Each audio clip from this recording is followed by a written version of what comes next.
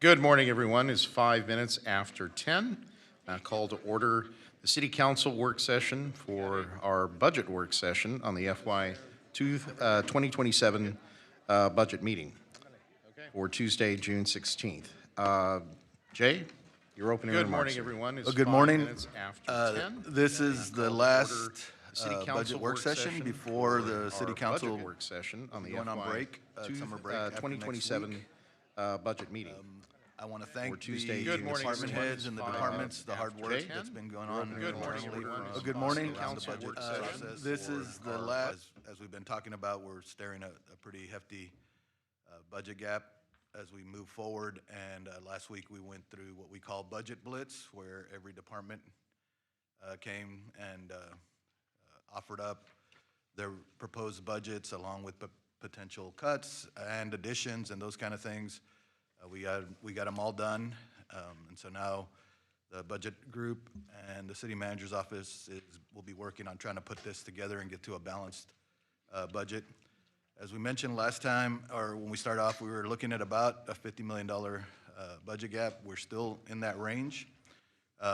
We are looking at a lot of different ways to close that gap. No final decisions yet, but we have some significant cuts and changes that we'd be probably offering up. In July, we'll get the final appraisal from Tarrant Appraisal District. We're hoping that we'll have a positive surprise on the commercial side on the appraisals like we did last year. This year, again, we're not going to really have a big change or any change, and if anything, it's going to be negative on the residential, existing residential, since those properties are not being appraised. So with that, I will call up Brady Kirk to start us with our list of different presentations today.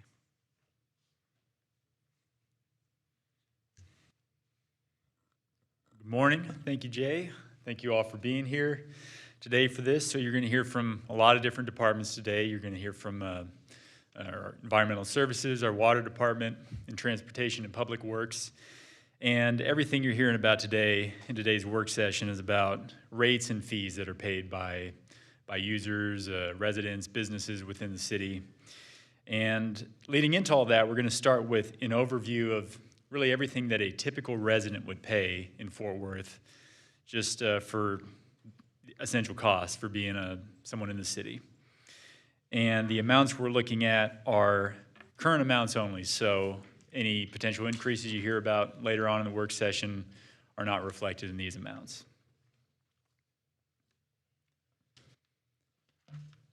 So we're really in a key part of the budget process right now. And as we go through this every year, a lot of our focus and balancing and key decisions has to do with the general funds. So when Jay talks about a big gap that we're trying to close and some challenges there, that's in the general fund. And that naturally gets the most attention, and even within that discussion, we can almost boil that down sometimes to where it all seems to be about what's going to happen with property tax and any kind of decision on the tax rate. And that's fair and justifiable because that's a major cost of being in Fort Worth and affordability. But when you look at what somebody who lives here has to pay, all wrapped up, almost half of those costs are things that come on that monthly utility bill that are other than property tax. So here on the screen, you're seeing an approximate monthly amount if you added that all up. And of course, people don't pay their property tax monthly, but if you spread that over 12 months, that's what that would look like. So out of about $240 overall, someone would need to be paying to the city for city services. About 108 of that, 46% or 45% comes from those other costs. And all cities in Texas are providing the same services. But there could be some difference in how they pass the cost of those along. I think the easiest example to see of that is that in one of the cities we're going to look at, there's actually no solid waste charge on the utility bill. But that doesn't mean that residents are not paying for that. It's probably just covered in the property tax and the sales tax and the general sources like that. So what we want to show you today is if you look at cities all across Texas and then within the Metroplex, how does Fort Worth measure up to to what other cities are doing.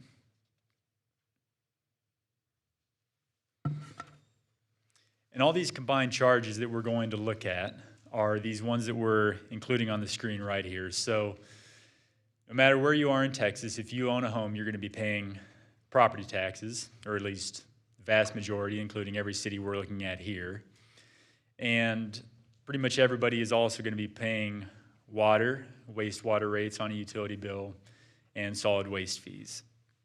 And then some of these other ones might not be universal, but a lot of cities are going to charge a stormwater utility fee. I think every city we're looking at today includes that. Most cities are going to have an environmental protection fee. Sometimes you might see a street maintenance fee, and then just one city in the peer groups that we're looking at today also includes an EMS fee.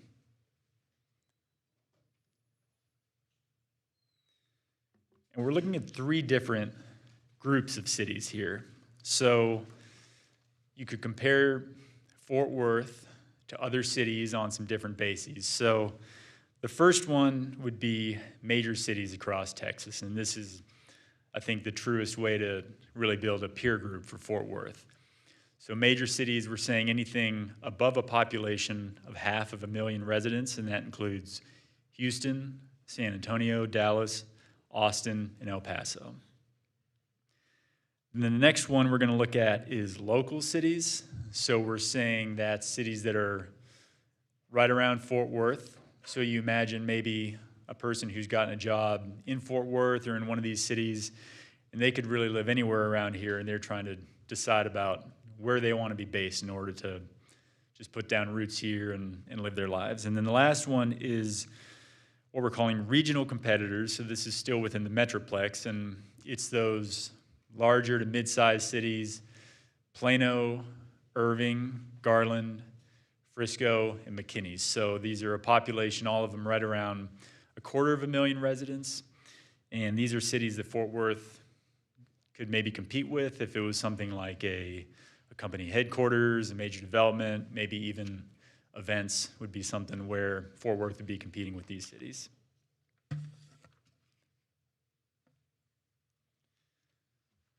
So just like on the first slide, you saw that roughly $240 per month for a typical resident. We've built a comparable amount, an estimated amount for every one of these cities that we're going to be looking at. So we're using consistent usage assumptions for water. So we're using those cities' rates, but our volume assumptions, except for if a city published what its actual average water bill monthly was for a resident, we use that. For solid waste, we're using the largest cart size they have, and we're using our own largest cart size. 2,000 square foot home, a median single family taxable home value as published by the cities, which mostly they have to do for tax rate purposes, but I think there's only one to where we use the average listed price of a home and then applied that city's homestead exemption. And then we're also seeing what these costs are in aggregate as a percentage of the median household income, and we use the 1-year average from the Census Bureau for that, or 1-year median.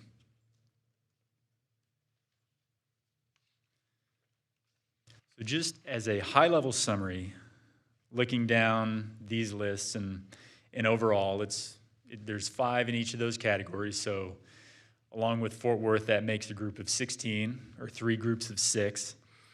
And Fort Worth consistently is above average in all of its affordability, and then really even the metrics you see at the bottom of that list, which is what percentage of income goes to these city costs. Against those large cities, which is Fort Worth's real peer group, we're especially competitive on that front, being in the top third of almost everything. Versus the local cities, we're doing well as also, I'll dive into that, and then we're consistently the most affordable if you compare to those regional competitors, but it's just hard for Fort Worth to compete on an income basis against some of those.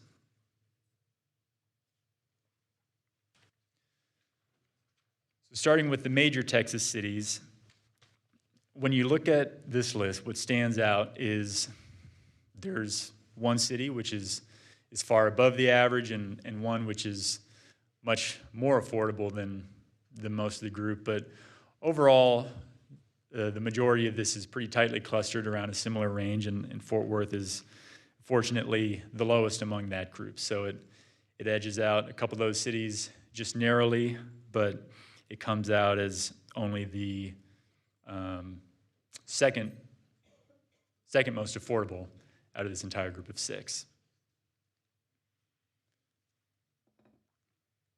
Looking at the local cities, which you think about that's a group that has totally different economics in their scale and just what they're dealing with in terms of offering services. But even though Fort Worth is really competitive against the large cities, when the way it stacks up against these small local cities, which are nearby, it's coming out, it's really close to second. It just gets narrowly edged by Arlington for that, but it's still in the top half of affordability among these local cities.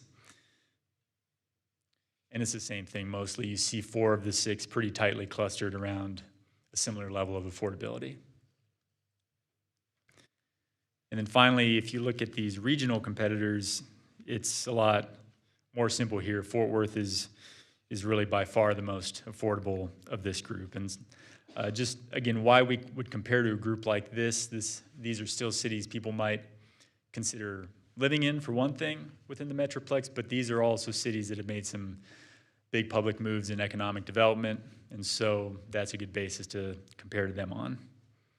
And like I mentioned earlier, some of these cities being a little bit more suburban, it's hard for Fort Worth to compete necessarily on the income, but even taking that into account, Fort Worth is still within the middle third of affordability relative to median household income.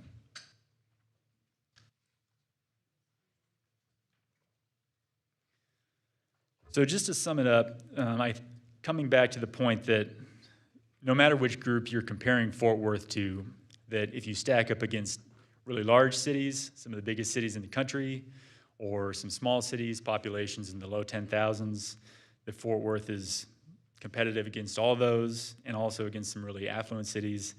I think that's a great, really encouraging sign. And then any increases that you'll see today, just a reminder, those were not included in this group.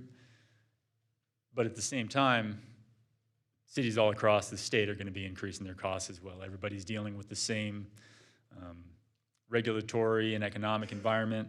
And so if you see Fort Worth coming up on anything, you should expect all those peer cities to be similarly increasing some of their rates just to keep up with what they need to do cost-wise. So throughout the morning, you're going to hear next from Cody from Environmental Services. Then Chris Harder is going to come up from the water utility to talk about water and wastewater rates. And then finally, Jennifer from TPW is going to talk about stormwater utility rates. All right, thank you, Brady. And just as a reminder, this is like we did last year. I think it worked really well, getting your feedback on, this is where staff is with proposed rates and where they'd like to see them. But like last year, we got your feedback, and I think we ended up reducing, for instance, one of the rates in half. Another one, the council was more apt to increase it, so we did that. So we wanted to get your feedback. We're in the middle of the process, so nothing's set in stone from a staff's perspective, so we can make adjustments all the way through. Go along. Chris, do you have a question? I have a question. So you said we were looking at monthly cost comparison for major Texas cities. San Antonio is 55% larger in population than we are. What are they doing differently that has their costs so low? If you talk about San Antonio's strategic approach, it's hard to comment on that. I think If you go back to the graph, you can see the areas where they're cheaper on the presentation. So okay, yeah, so I guess let me rephrase it. How are they able to keep their costs so much lower? right, I wanted, if they can put the presentation back up, Yeah. whoever's controlling that, there it is. it's a good question. So if we just look at the categories that drive that, it looks like San Antonio's water and wastewater rates really stand out. They're the lowest by far of that group. So that's one thing. It's hard to say because I think you're talking a little bit more big picture. What does San Antonio do? it's hard for me to answer that, but one thing at least about San Antonio that stands out is it's not like some of these cities part of such a larger connected metropolitan area, like Dallas and Fort Worth or Houston, which is almost the third largest city in the country. It's mostly San Antonio, and San Antonio kind of is the main city. So I don't know if that could have anything to do with it. So, a couple of things. One is the average home value is much less. So when you apply the property tax, that's why the property tax is less, so the actual taxes paid is less. And then on the water side, all their water is groundwater, is that correct, Chris? And so they're not paying a regional water group like we are, the Tarrant Regional Water District, that has to build and maintain all of the lakes. And so their cost of raw water, just pumping it out of the ground, is much less than the cost for anybody in this region where all our water comes from lakes. And they have a significant, if I remember correctly, they have a significant water reclamation system. They do, and I mean, I think we're not as long as they are or in this region, but the difference is they have less water to get out of the ground. And then finally, the last thing I'd say is just traditionally, they've spent a lot less on infrastructure. And so we have some stormwater issues in Fort Worth. They have a lot more than we do, I think, when it rains heavily down there. Any other questions for Brady? We're all good? Thank you. Okay, thanks, Brady. All right, looks like we have next up, you do this or I do, Cody Wittenberg from Solid Waste Environmental Services to give us a presentation on rates. Good morning. Thank you for a few minutes. So in environmental services, we have 3 specific funds that we look at each year. So we have our Environmental Protection Fund. This is all about litter and keeping our city clean. We have our General Fund, which is a portion tied to consumer health specifically and commercial compliance. And then we have our Solid Waste Fund. Just going to touch on each of these 3 today. Starting with our impact as an overall, our community is really focused on creating and maintaining a clean, attractive city, taking care of our waste, taking care of our properties, and just keeping things clean overall. You can see many of the things that we experience on a day-to-day basis here in this photo. And to start with the Environmental Protection Fund, so key priorities are keeping the city clean, litter, street sweeping, making sure that we take care of illegal dumping, air, land, water quality, environmental inspections, making sure we're promoting reuse for cleaning up properties through site remediation and the Brownfields program. And we have some unique characteristics. We've worked very hard to build solvency on this fund over the past few years. And as we look into the future, we want to leverage our ability to pay for PAYGO capital to really invest in our street sweeping program to continue the efforts we've made so far to create that clean, attractive city. We also have an ongoing demand. There's a big demand to keep our campsites cleaned up, our roadways clean, making sure that our properties are well managed, even if it's public or private sector, and we work very diligently to do that. And then we also have our allocations and annual adjustments. I think the punchline here is we worked, again, since 2023 to really leverage this renewed sense of security for this fund, and we just want to lean into this space a little bit further. As we look into our FY27 proposed budget, we are meeting our reserve requirement. It's about a $25 million fund overall. Again, you're going to see these key features to really invest in our fleet and really keep things moving forward in that environmental cleanliness space. We also want to make sure we're committed to reviewing this fund on a year-by-year basis and bring forward these rates reviews every single year. So what is the punchline for the environmental fund? This year we're proposing an 11% across the board increase. So for your typical residents, that's from $225 to $250, or a 25-cent per month increase. And the additional changes there that you see for commercial, industrial, and nonprofit follow suit. Our key goal is to really add another Upspire crew to bring in a couple of street sweepers and really, again, build up that fund balance for our PAYGO capital. This overall promotes that concept of a clean city and really invest in these programs moving forward. I want to talk a little bit about the rate history very briefly. Fund was established in the early 90s and really got solidified in 1995, and we've worked very hard, but I want to point out that there was no rate increase on the environmental fund for about 28 years. Then moving into 2023, we leveraged our services between the solid waste fund and the environmental fund and really found that rate and rate balance and that fund alignment with those services. We've added crews across the board to keep our city clean over the last few years, and really moved into, most recently in 2026, we added 5 crews to really focus in on illegal campsite cleanup, and I think they've done a beautiful job taking care of the city. Moving into our general fund, switching gears a Cody, moment. can I just interrupt you for a second, Macy? Yes. Cody, I had a quick question. We addressed this when you did the preview for me on page 7, going back to the flat rate of 11%. Will you talk that through and why it's 11% through all those categories? Absolutely. So we wanted to try to have a very defined budget for our residents and those ratepayers that are at the residential rate.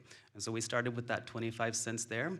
And then in order to keep those, you can see the categories between residential, commercial, industrial, they're not the same. We want to make sure that we're accounting for those different business types and the amount of material that they may produce into the community or impact to the community. And so we tried to keep those different rates strategically spaced so that you can see that the resident is $250, keeping that $41 at commercial and $130 at industrial. We really want those commercial industrial ratepayers to pay more as all payers pay the environmental fund.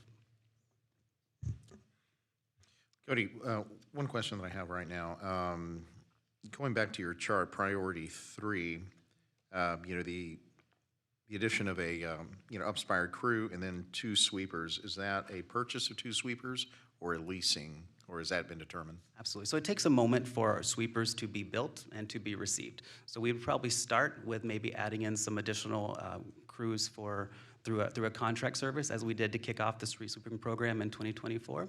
And then we'll work to bid out and to receive that equipment and add those in the near future. Elizabeth? Cody, just for fun, when we actually get our street sweep, the new 2 in, are we gonna do a naming competition for that, like we did for You know, the there's others? probably some backup names in the list, but I think it'd probably be fun to go back out and see what we Okay, can get. all right. Deborah? Well, I had to tell Dr. Wittenberg, I am extremely proud of the work we're doing with our Upspire teams. I told him I was out on a Sunday and I was going from one meeting to another, and the Upspire teams were out working on Sunday. And as we see the proliferation in additional homeless camps, it is good to see these teams out there, because that's probably one of my biggest resident complaints, is making sure that we are getting to those camps and getting the services to the homeless, the unhoused that are there. So thank you. Absolutely, thank you. All right, proceed, sir. All right, so moving into the second fund that we perceive with our department is a portion of the general fund. Again, this is your commercial health team and your consumer health team and your commercial compliance team together to really find that synergy there. Here's just a list of some of the initiatives we collaborate on with our departments and some of our core mission. Again, this is restaurant inspections, keeping food safe and healthy, and making sure that those consumer components are really well taken care of. As we look into this particular fund, we're really just leaning into that consumer health business unit. So every good business wants to make sure that every business unit is balancing their expenses and their revenue.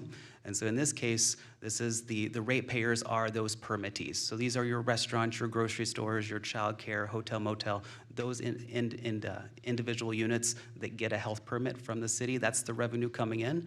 And of course, we provide those services in terms of inspections and reviews and what have you.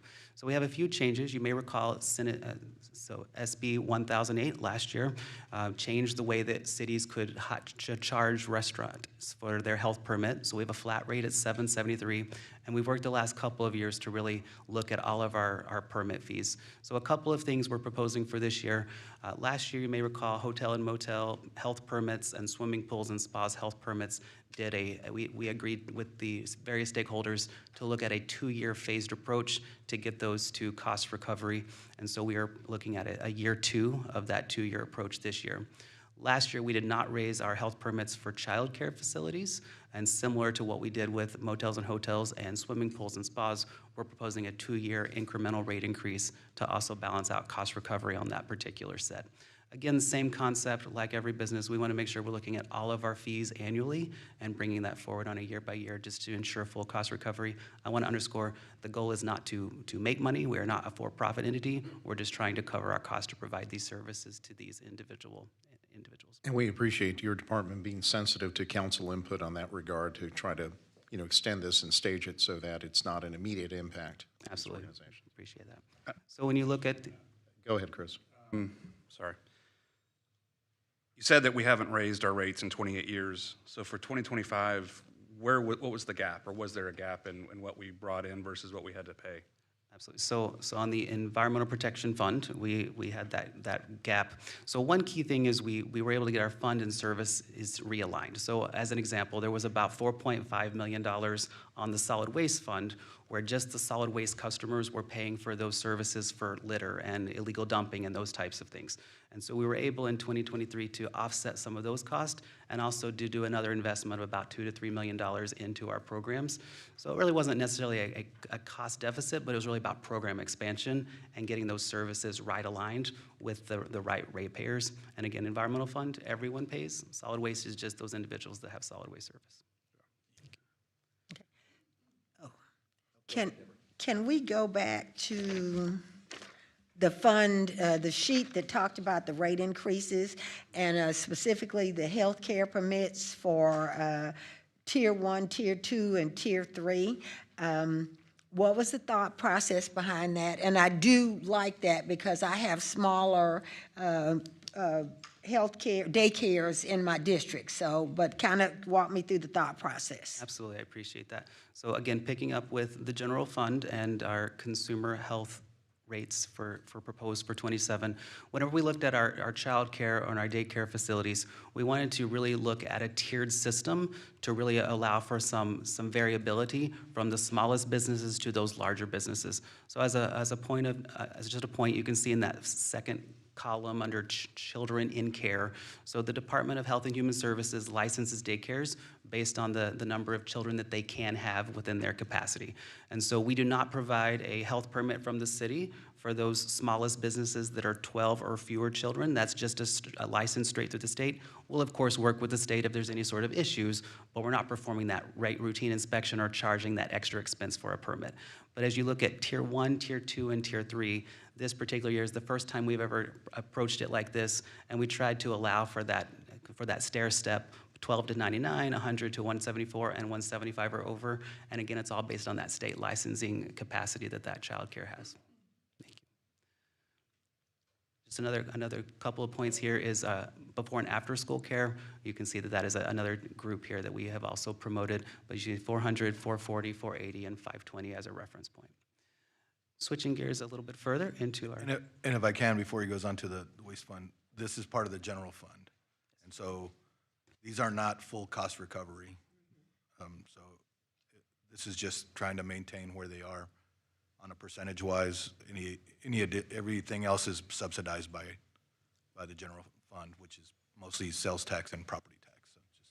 So just want to make sure that was clear. Do we have an idea of what the deficit is then? I mean, what are we not covering?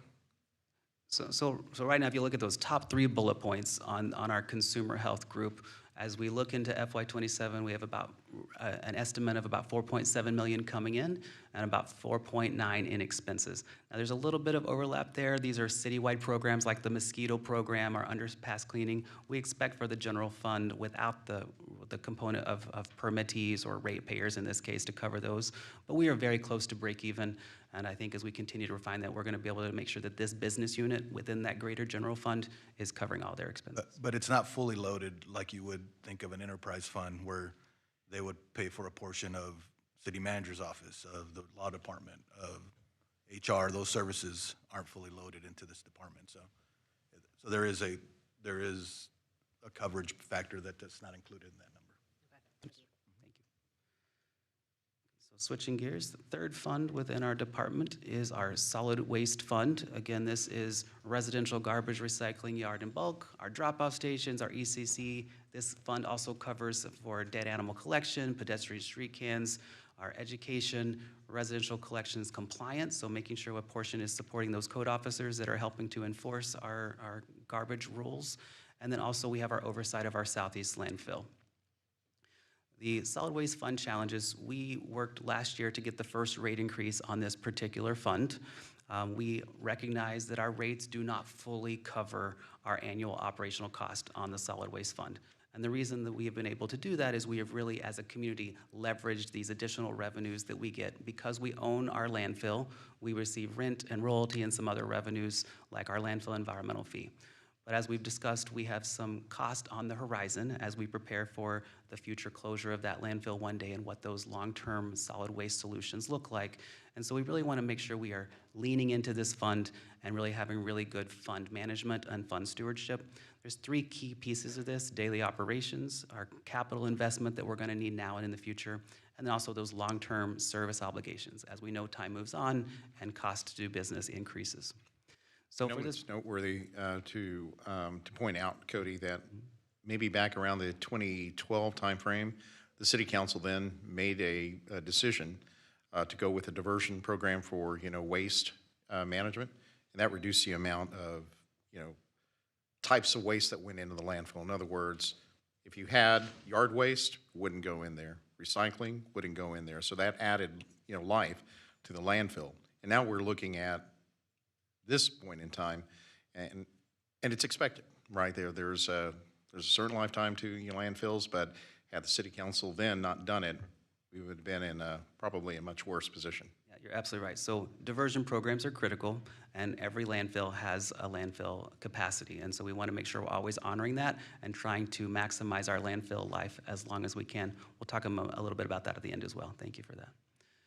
So looking at the particular fund overview, the reserve requirement is met here. We have about 24 million in that reserve requirement and about 24 million or so held for PAYGO. But we know that the cost of landfills and things in the future is going to be a lot more than that. It could be between $200 and $250 million. So we have to really lean in and start saving now for those long-term investments. And we have done this. You may recall last year we kicked off the RNG, or Renewable Natural Gas project, at the Southeast Landfill. That's a new revenue source that we did not have, currently in design, but we are receiving that development fee for as long as they are in that price. And we were able to secure, for this year, $1 million is tucked away for that future long-range solution.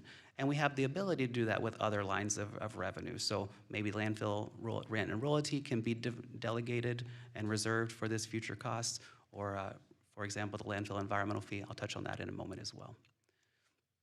For this particular fund, we have continual annual rising cost for our expenses go up every year. We also are always trying to balance out for that, again, that PAYGO capital. And we want to make sure we're looking at our rates year over year to look at those annual rate adjustments to see if we need to move things forward. Our punchlines here are services and infrastructure needs. Everything that we're proposing as part of these rates is really just to balance out the fund and keep things moving forward in that respect. A different way to see this, rather than all the words on the page, are three key areas. So you've got daily operations. I want to point out that this fund also did not have a rate increase for about 19 years. And this was our first rate increase was last year to start to play catch up to make sure that this fund is fully solvent and recovering. So you can see we have made efforts to close that gap. In FY25, we had a $20 million gap. In 26, with that rate increase that was approved, we got it down to 17 million. Again, there's lots of variables here. And as we look into 27, if these rates move forward, we'll be able to continue to close that gap incrementally with a $7 million gap moving forward. We also, again, want to make sure we're having adequate savings for these long-range costs, and we want to make sure that we're always looking at all of our costs across the board as that subsidy ends with the landfill, and we're balancing out all of our contractual obligations. Just a picture of what that kind of looks like over time. You can see that to Councilmember Flores' point, in 2003, we moved to a contract-based system where the city no longer collected garbage. That was a good move in terms of a business decision. And then we developed the three different lines, or the three different cart sizes at that time. So we have a 32-gallon, a 64-gallon, and a 96. We also have just seen that those rates basically remain the same. There was a small change for a healthy recycling market in 2014, but for the most part, it was pretty neutral. However, we know our costs continue to rise, and we still needed those savings for those future solutions. So as we move into this particular fiscal year, we are looking at proposing a 20% across the board. I kind of view this as the top of a peak or of a multi-year process to restore some balance to this fund. And then kind of maybe the apex, if you will, and looking at the next few years to really bring this fund into really sound financial management. So you can see, just as an example, For those individuals that were grandfathered in with the 32-gallon cart and want to continue that, it's a $2.75 increase, so going up to $16.50 per month. 64-gallon, again, $19.50 is the current rate, with a $3.90 increase at 20%, that goes up to $23.40. And then 96-gallon, similar concept, $25.75 with an additional $5.15, goes up to $30.90. Again, the whole goal here is to make sure that our rates are bringing in enough revenue to cover our true cost, and we're saving for that future pay-go requirements that are going to be needed. Just another way to view that, you can see that again, remember there was no rate increase for about 19 years, so that FY25 rate of $12.50, $17.50, and $22.75 at the bottom really was kind of where we started. In 26, the rates increased, and that dark green color shows the proposed 27, but I want to point out that we're still not fully bringing in enough revenue to provide the services that we perform. And I also want to point out to the right side, we really looked at each individual business unit or business line item within the services we provide to come up with a monthly overview for each of these particular programs. You can see that breakout there. So as we lean into a few other fees real quick, and then we can have some additional conversations about solid waste, we also are always looking at our different business components to make sure that there is full cost recovery. And we are also able to leverage any other revenue as we save for those future expenses. So here you can see a couple. The landfill environmental fee, not to be confused with the other environmental fee. This is paid at the landfill, and Republic, our landfill operator, provides this over to the city as a function of that particular group. You can see there's about $7.5 million there between those two. This is an example of revenue that we could leverage and save for that future pay-go, rather than using it to subsidize the rates in a long-term strategy. The last three that you see here, overloaded carts, extra bag fees, and nothing out trips. I just want to explain those a little bit further. So a couple of years ago, we realized that some of our customers were causing us extra expenses on the city side through our WM contract to allow for these overloaded carts. When the lid is up and there's trash overflowing, or when they set extra bags down, it takes extra time for the crews to collect that material. So we did start the conversation, and we're able to move these new fees forward with $6 and $3 respectively. Over the last year, as we really lean into this, you don't see a huge number of extra bags. We see some overloaded carts, but we want to make sure we have full cost recovery. And it takes staff time and some other components to make sure that these individuals are making sure that those line items are put into the water bill, entered into the system, and verified, because we don't want anyone to have a charge that's incorrect. The last one is a nothing out trip charge. Sometimes individuals will call for us to go out and they call the call center, and WM or one of our city crews will go out and to collect material that's supposed to be there. Sometimes that material will not be there, and we want to make sure we have full cost recovery. So if we go out and there's nothing out, there is still a charge. We do communicate that to the residents when they call in the call center for this particular service. Cody, when it comes to cost recovery, when you're looking at items like overloaded carts, for instance, the technology upgrades that council, has supported in the past, are those beginning to help us out in that regard in terms of maybe reducing the amount of staff involvement with verifying that now that we have the properly equipped trucks, they can see this and then, give us that electronic, confirmation? Absolutely, and I really appreciate that. So our garbage and recycling trucks, they are equipped with Smart View technology. And so that smart truck technology has cameras that we're able to log in and see the footage from that particular route for that day. So if someone was to call in and say that their trash was missed, for example, we're able to verify that rather than going into the field. We're able to look at that footage. And I think to your point, we're able to also verify extra bags and overloaded carts, because we want to make sure that those charges are absolutely correct. And we have that footage to discuss with those homeowners. But it does save us that field time to get out there, and we are able to leverage those gains, absolutely. Yes, go ahead, Macy. Cody, we go back to 19, where you can see yes, that's perfect. So I know what you're proposing for 2027, but we look at the gap. Is there a plan for 2028 and 2029 to close that gap, or do we all propose something, just a plan moving forward? Absolutely. So we're looking really carefully at all of our financial models to understand what all of the ins and outs are and how this fund looks moving forward, what impacts are to our expenses, where we're able to leverage and cut. And we are hoping to be full cost recovery within 2 to 3 years. So hopefully by 29 or 30, we are seeing that we are just looking at incremental rate increases to maintain rather than trying to have to fill this gap. So again, hopefully this is the top of that apex for a 2 to 3 year strategy to close that gap fully and then maintain it moving forward. This is year 2. I think we presented last year of about a 4 to 5 year plan. We thought if inflation leveled out, it would be more of a 4-year plan. Inflation hasn't leveled out, gas prices are up, all those kind of things. So it's probably more of a 5-year plan that started last year. Thank you. Thank you. So just working to close out the conversation here, our ultimate recommendation from the Environmental Services Department is really to adopt a master fee schedule with respect to each of these 3 funds.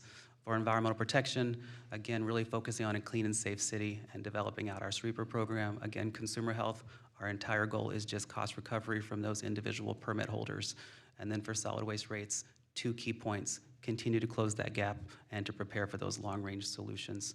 So over the next few weeks, we'll continue to receive feedback, communicate carefully with all of our stakeholders with the respective fees. And then we're also, of course, we'll continue to develop out that long-range plan to continue to refine those costs for our future capital. So thank you for your time today. Thank you, Cody. Oh, go ahead, Chris. So with regard to just the size of the residential waste, so it's waste management, correct? We're now 10th largest city. We're 1 million people. Waste management already had an issue with the subcontractor not being able to fulfill the contract.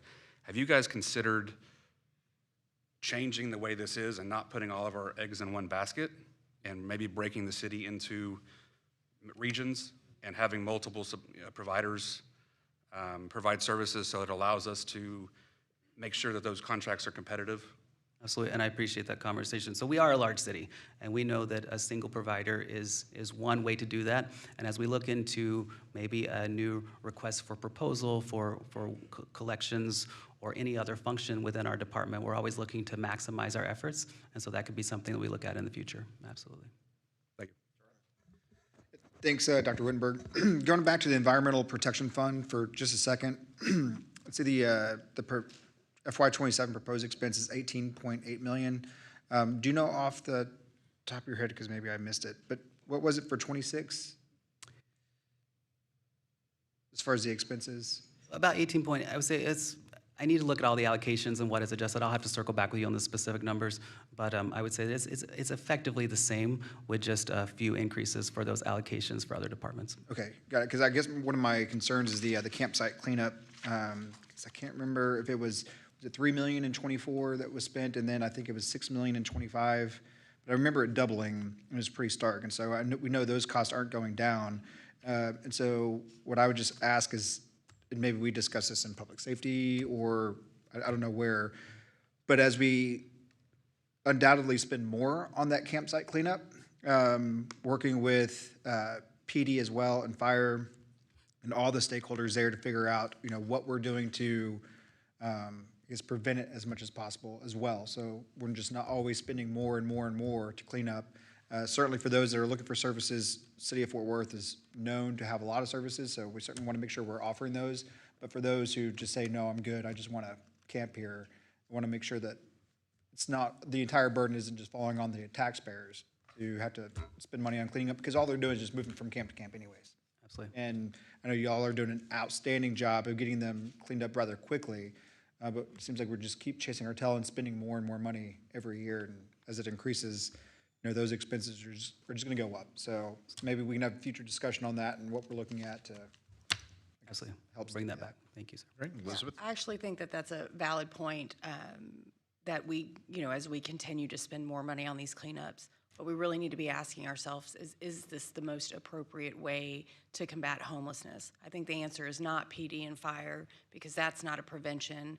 That's a tool that moves these people around, in large part creating the cleanup. So the charge is for city staff, I think, to look at neighborhood services and what we're doing on the prevention end and the ending of of homelessness.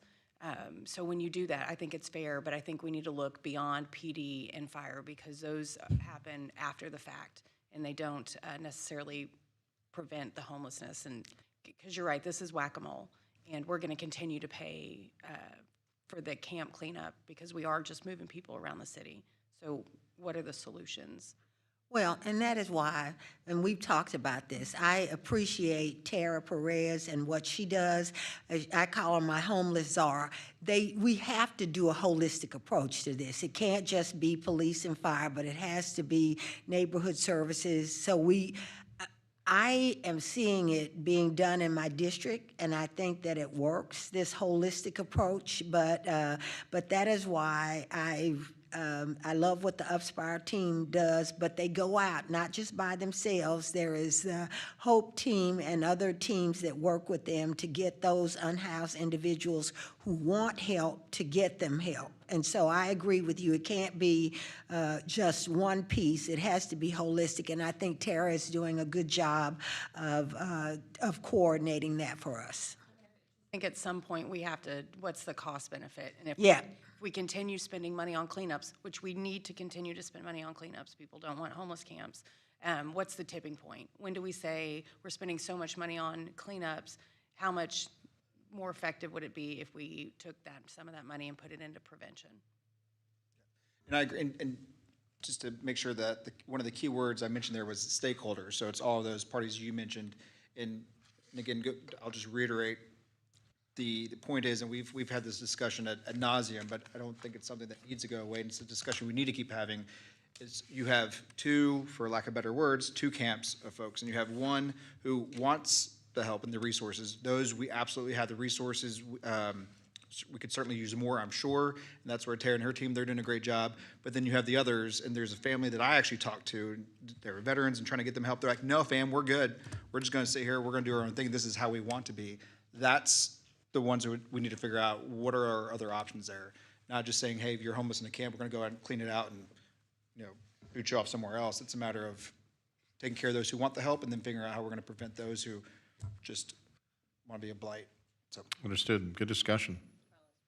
Yes, go ahead, Macy. Just one more comment, Cody, since we're on the topic of homelessness. I mean, I think it's helpful publicly for you to address the work we've done on East Lancaster and the support you've gotten from Councilman Nettles and myself on working with our shelter partners. And I don't know what the solution would be if y'all weren't there to clean up that area, but can you walk through the work that we've done so far? Absolutely. So thank you for the opportunity to recognize that great team and the effort that Upspire is helping with our city staff to keep the Lancaster corridor clean and even the greater areas around downtown. So we have made a couple of programmatic adjustments since last fall to have one dedicated crew out in the Lancaster corridor and around downtown pretty much every single day. We noticed that there were also some needs over the weekend, and it was really difficult to clean areas up following a weekend. So we were able to stretch resources across a 7-day period. So we always have coverage. We have now, I think, 9 to 10 individuals that are out there throughout the week, really working to keep the area clean. Our city staff inspect every day, twice a day during the week to make sure that things are moving forward. And I think it looks tremendously better. And we've heard great positive feedback from our partners in the area and many people who visit the area. Thank you. Thanks, Cody. All right, next up, we have Chris Harder who's going to give a presentation on water and sewer preliminary budget rates. Good morning, Chris. Good morning. If I could, I wouldn't mind starting with just kind of just additional information related to the San Antonio water system. They recently, their board took a 4-year rate increase plan to their city council, and they're going to be looking at some significant rate increases, to Jay's point, to kind of catch up with infrastructure. So I would just say that we when we benchmark, we look really competitive with a lot of our benchmark cities. So today I'm going to be going over our proposed budget and proposed rates. My finance team just loves this picture, and we recently drained and cleaned that storage tank, but we did not find a pot of gold at the bottom.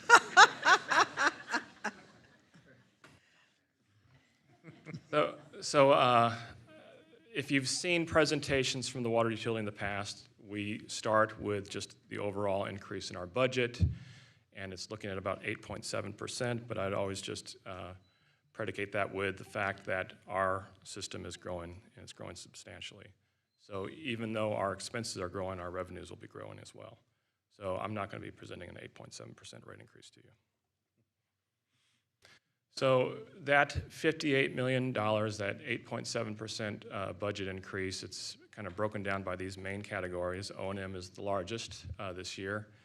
When you look at O&M, you're talking about chemicals, power, personnel, in this case, meters. You saw an M&C on June 9th. That was a fairly large M&C related to meters. This will be our first year that we're actually going to be doing meter replacement. We started commercial meter installations in 2016, so now some of those meters are all 10 years old.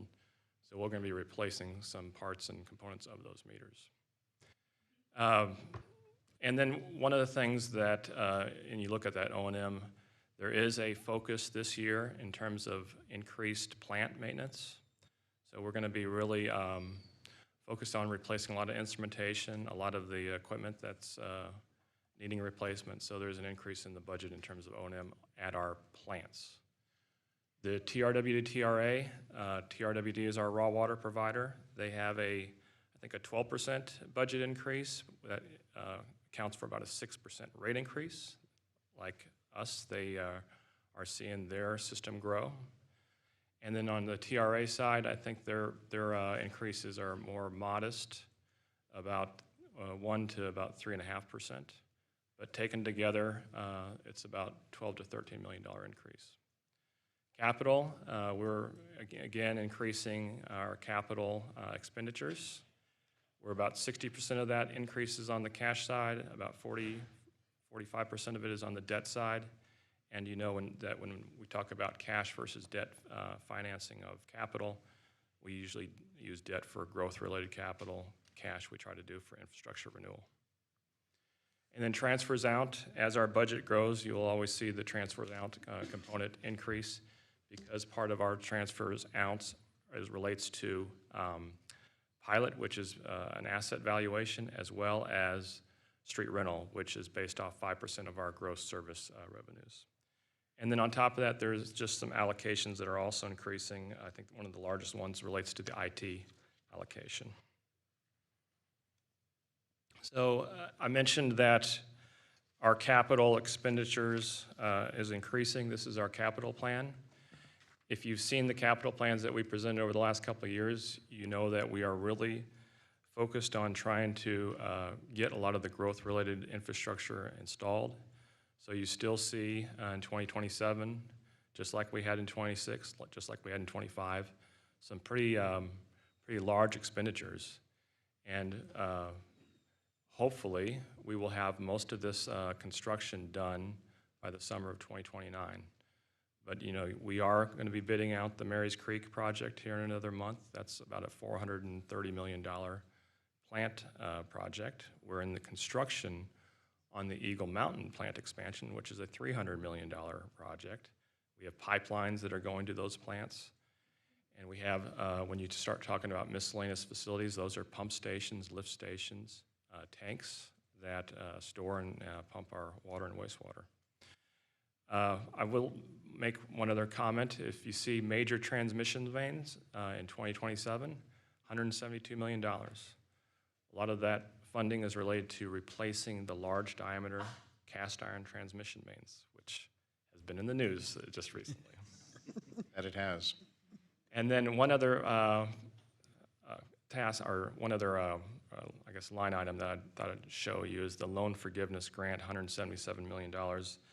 That is to fund the PFAS treatment at our Holly complex. And we've applied for a Water Development Board loan with loan forgiveness to fund that. So there are rules that are potentially being modified related to PFAS and related to the requirements in terms of the schedule. So we'll be following that. Obviously, what we would like to do is we'd like to build that without necessarily impacting our existing ratepayers. As far as any PFAS litigation, I know that Leanne has said before that it's kind of on a, not much movement there. It's still coursing through, you know, the legal system. Would you like to add anything in that regard, Chris? So we did file a lawsuit. We opted out of the 3M and the Dow settlement. We opted into a BASF and Tyco settlement, and we recently got some settlement payments on that to the tune of about $4 million. So that has not even, you know, we've already spent about $9 million to do the design on that, that treatment plant or treatment plant process improvement. So, what we're really looking for is some type of cash infusion before we go forward with an actual construction project. All right. And while we're on the capital improvement plan, you mentioned earlier IT, and you and I have talked about this before a few years back. You had some, older systems, some legacy systems there in place, and the idea was, and please correct me if I'm wrong, are we going to a more centralized IT support of whatever new equipment that you adopt, software to support the current plant systems? Our IT staff will still be maintaining our business functions. So we feel like that's a pretty good model.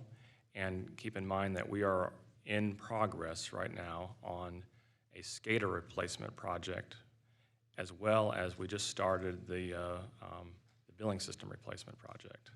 So, having IT staff dedicated to those projects that are going to see them from beginning to the end is pretty critical. Okay. So you will have specific members of the IT department who are, trained on those water systems to maintain them? Yes. Okay, thank you. So let me talk about the projected growth. This goes to what we anticipate in terms of revenues. So we are anticipating our retail accounts growing by 2.23%, retail water usage and sewer flows growing by about 2%. And you can see that that's down from last year. That 5% and 4%, those are almost like a catch-up type number that we used last year. But we think that the 2.5% is probably going to be something you're going to see more frequently coming from us in terms of growth projections. So I mentioned we had the 8.7% budget increase. This is what we're looking at in terms of a revenue requirement in order to meet that budget. The 3.6% on the water system corresponds to about a $10 million funding gap, and the 2.85% on the wastewater system corresponds to about a $6.3 million revenue gap. So how are we going to adjust our rates to recover this revenue requirement? So you remember last year we changed around our residential tier structure, and we left the lower two tiers the rate alone. We're planning on doing that again this year. So the lowest two-tier rates are not going to increase. The rate increases on the upper two tiers are very, very modest. And on the residential sewer side, a very, very small 3-cent per CCF rate increase. So what does this do to a residential bill? So the different rates that I just presented are related to the volume. We also have a fixed charge that's based off of your meter size, and that goes with all accounts. The fixed charge related to the water meter is going to be about 70 cents per month for a 3/4-inch meter, and about 45 cents per month for the sewer, for the same size meter. So what you're looking at is whether you're an efficient, whether you're large, you're going to be having a $1.15 in fixed charges added to that bill. Then when you add on the volumetric charge, whether you're efficient or typical, you're going to see under a $1.50 increase per month on your water bill. And like I say, we do benchmark our rates with other utilities statewide, even national, and our rates are really competitive. So we're pretty proud about the financial stewardship we've had of this utility, so that we're not necessarily up on the high end like Houston is, like Corpus Christi is, and some of these other utilities that just have some fairly large water and wastewater bills. So we did have a meeting with TRWD. We feel like their rate is fairly firm. We have some meetings coming up with TRA. They bill us from both the Denton Creek plant and the Central plant. So we'll be anticipating finalized numbers from them. And then we presented our wholesale rates to our wholesale customers last week. And then we have a couple more retail rate stakeholder meetings. So again, these are preliminary rates, but with that, I'll ask for some feedback. All right, questions from anybody? What has the feedback been so far, from those retail stakeholder meetings and the wholesale meetings, just generally? So one of the items that we look at is, obviously, everything is based off cost of service. And so the stakeholder meetings, they have people from the industrial side, commercial side, residential side. So they're representing their category. And so what we try to do is we present our allocations, we put everything together and show that rate for that customer is based off cost of service. And so that's real, I think, very appreciated from that group. One of the things that we do look at is when we benchmark the scale from the lowest tier to the upper tier on the residential side. We're on the very, very low side of that. And what we've done is over the last couple of years, we've put a lot of the rate increases on the residential tier on the upper tiers, because that is also the tiers that are driving a lot of the capital improvements, right? The plant expansions, the tanks, the pump stations. So, I think that we're in the long game, but we're going to continue to kind of follow that strategy, is that it also promotes conservation. It's that kind of usage is what's driving a lot of our capital investments, but we are on the low side there right now in terms of the scale between the lowest tier and the upper tier. Thank you, So Chris. that's one of the discussions items we generally have. Understood. Well, if there are no questions, thanks again, Chris. Appreciate Thank it. you. All right, next up, we'll call on Jennifer Dyke to give us a presentation on stormwater utility fees.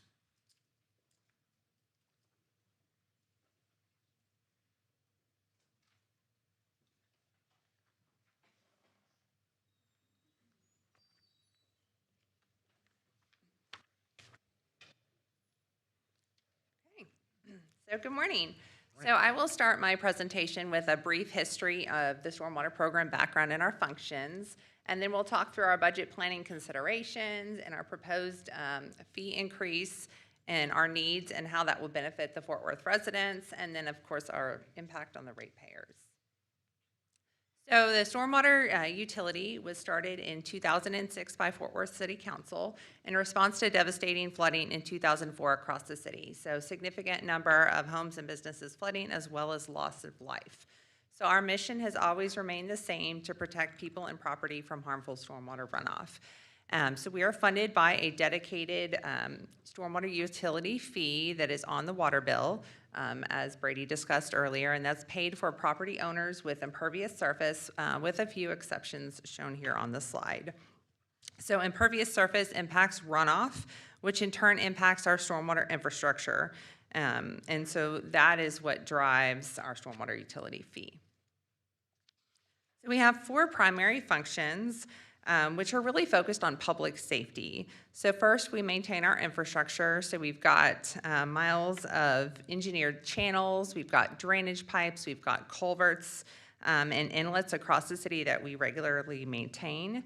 We mitigate our hazards by reducing risks through capital project. And because we can't afford to just go build everything at once, we have a very important flood warning program. So that's flood risk mapping, education, communication, and our high water warning flasher system that you see here on the screen. And then finally, we establish and continuously improve and review our development regulations, focused on making sure that there is compliance with our development regulations and keeping both those new residents as well as existing residents safe from new development. And all of these work together, again, focused on a public safety function.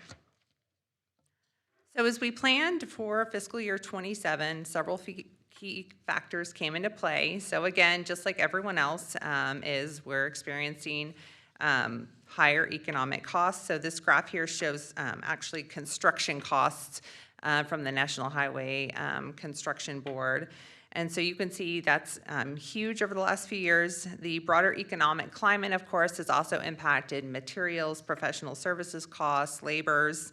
And then at the same time, we're continuing to refine the understanding of our citywide needs and prioritizing and again, taking a tackled, phased strategic approach to looking at our level of service. And so, of course, we want to balance all of this with ratepayer affordability because we know everyone is experiencing these higher costs. So the realities on the prior slide really shaped our proposed fiscal year 27 fee increase. So we're recommending to keep the fee increase small at 5% to minimize the impact on our ratepayers while also continuing to help our program improve the level of service that we provide to the community. So the new revenue from this increase would support these three areas shown on the slide. First, it would launch a new program dedicated towards mid-sized flood mitigation projects, which are generally in the $1 to $15 million range.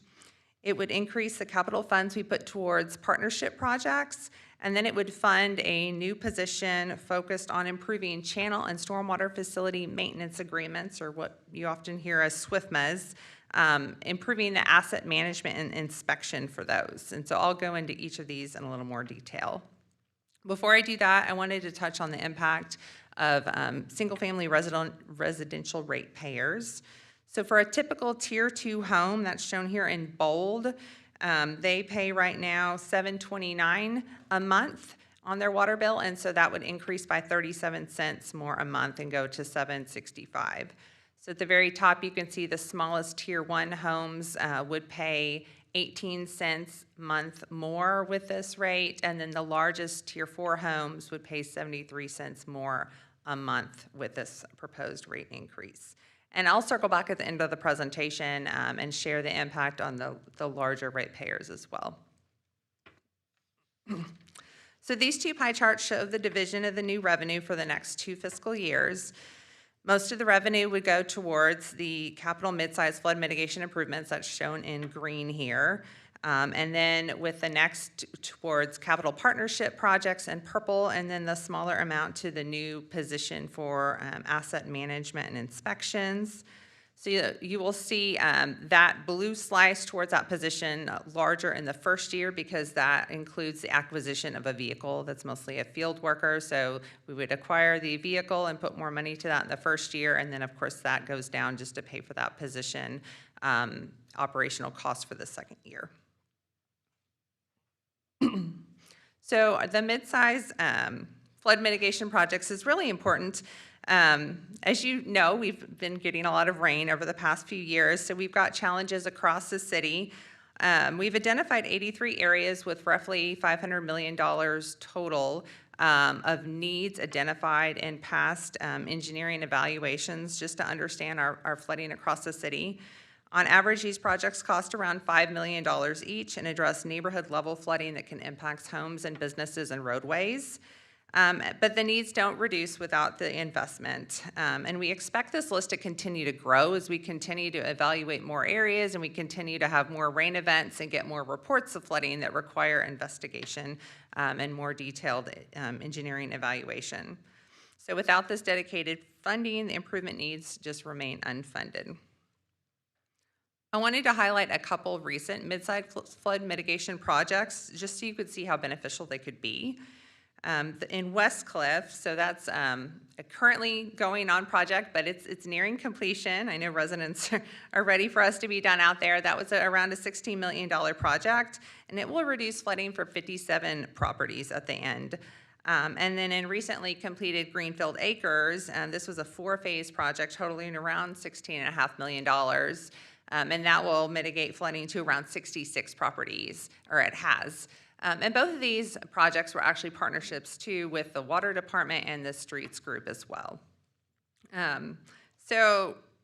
These really just show how impactful mid-sized flood mitigation projects can be, especially when partnering with other groups at the city.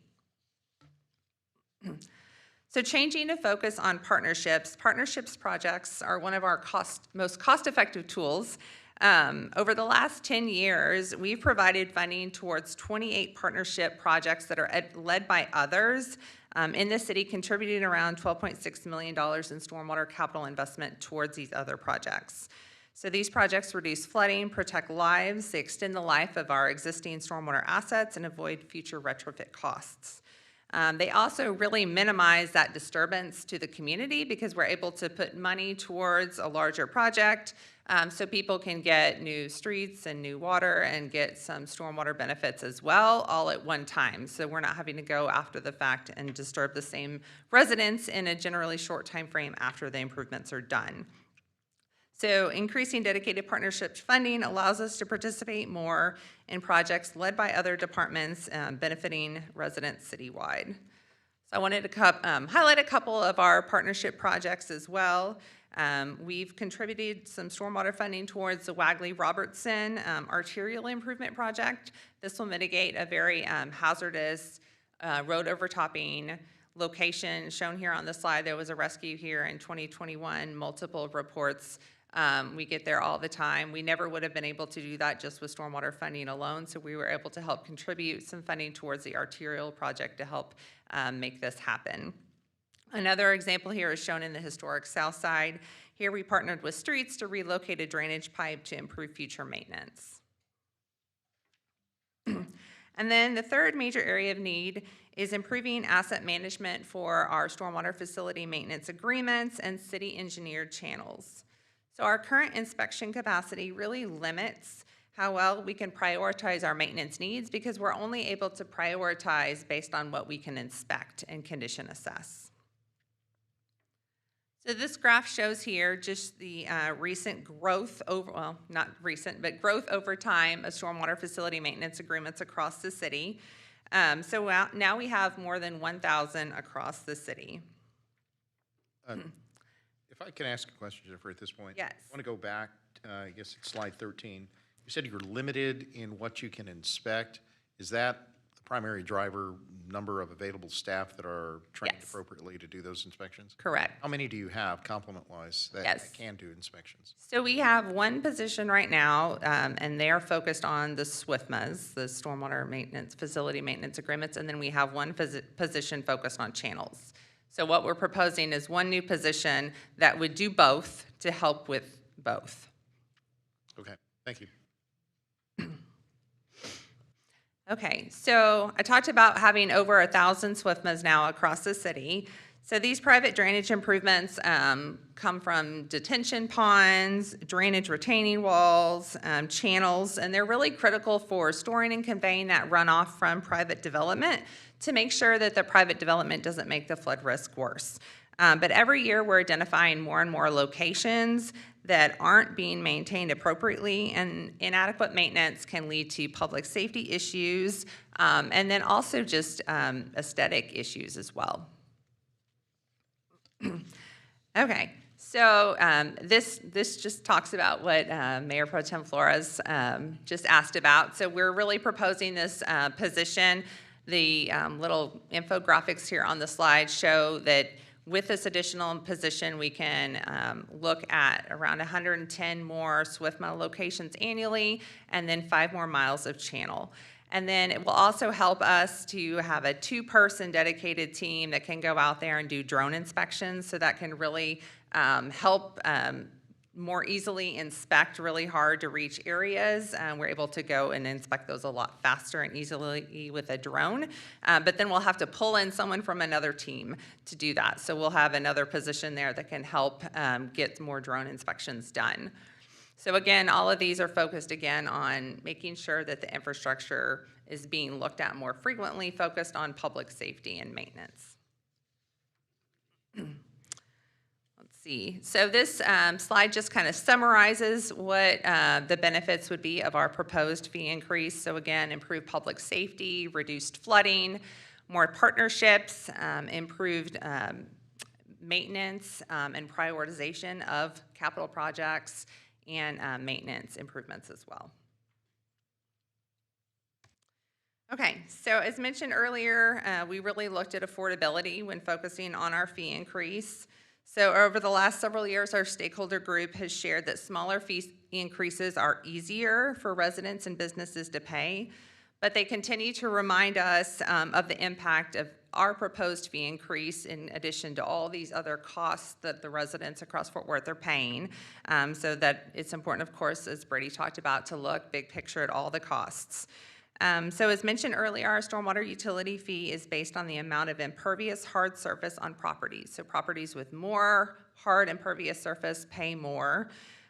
So earlier, I mentioned that the average single-family resident would pay 37 cents more each month for our proposed fee increase, and that's because they have a smaller amount of impact on our stormwater system.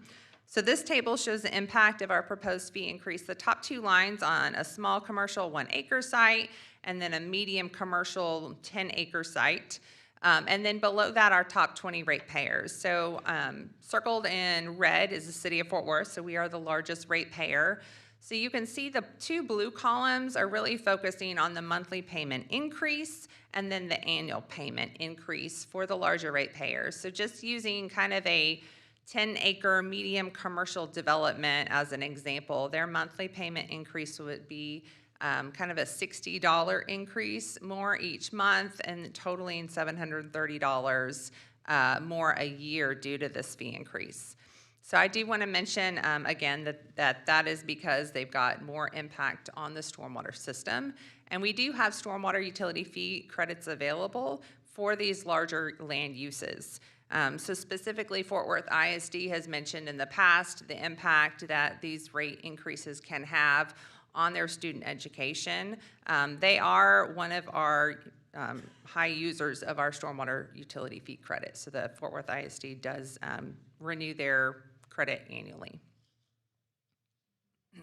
So this table just shows the history of the stormwater utility fee. And again, our fee was started in 2006 at $290 a month.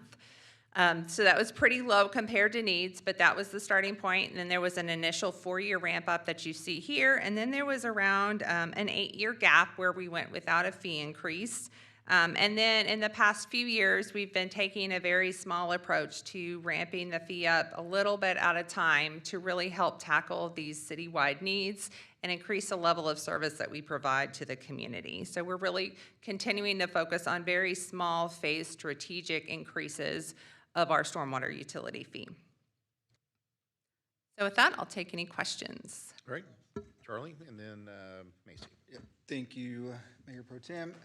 I want to go back to slide 18 for 1 second. I know you'd mentioned Fort Worth ISD, and I'm glad you did, but I want to take a look at the other ISDs as well. Just from those 5, that quick napkin marine math, which Yes. I'm sure is wrong, is 109,000. Looking at some of the other ones where you have like Bell Helicopter, Amazon, obviously large businesses who are certainly for profit, and I think we all agree our ISDs are certainly not. And even the $17,000 increase is going to be a huge hit on a school district. So what is the process that's being relayed to them as far as, hey, here's a proposed increase, but here's how you can apply to get a credit for that? Or I guess what does that process look like? Or could we just carte blanche, just say, nope, we're not going to charge these ISDs more money that they really can't afford? So what we did last year and what we were planning to do this year is kind of following this budget work session presentation, we mailed letters or sent emails to all of our ISD points of contact to let them know that council was considering a potential fee increase and then remind them of our stormwater utility fee credit. To remind them, again, that's available to them, help give them information on, hey, if you want more information, we're willing to meet with you to figure out how to set this up or how to, renew your credit every year. So that's the plan with both the ISDs as well as the top 20 ratepayers, is to reach out to them after this meeting and help coordinate with them just so they're not caught off guard because of the large increase to them. Okay, got it. Well, I will make sure, especially for the 2 in District 4, because unfortunately, once again, we know one that does not respond well to emails or postcards. I'll put you directly in touch with them. Okay. That way they can discuss it, because with everything else going on, I'm sure this is something easy to just kind of slide by, Yeah. not notice until after the fact. I'd be glad to give them a call. Awesome, thank you.